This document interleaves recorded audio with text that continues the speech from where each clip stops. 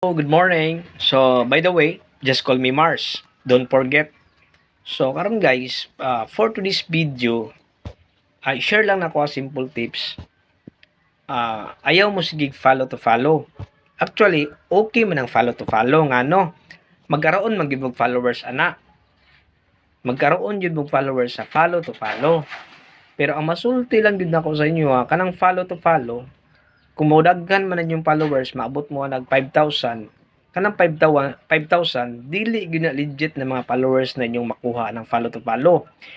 Sure ko nga managhan yung followers, pero dili sila legit nga mo support sa imuha. Kaya ang tumong nila follow to follow raman. Unlike sa magkuha ka o maghimo kag video diya. Bisag dili pa na di sila ingnon nga i-follow ka kung ganahan sila sa imong video, i-follow jud ka na nila. Bisan pag dili nimo nasugoon nga i-share mo, share gyud na sila basta ganahan sila sa imong video. So mo na nakanindot sa dili ka mag-follow to follow because legit ang imong mga followers. Example, 10,000 followers ka. Kanang 10,000 followers nimo, kung maghimo kag video, pila ra may views nimo na, gamay ra kayo. Pinakataas na ng 100 na ba? So simple tips lang, ayaw mo sig follow to follow. Paghimo mo video nga original nga makatabang, makatabang guys, mo na mga informative.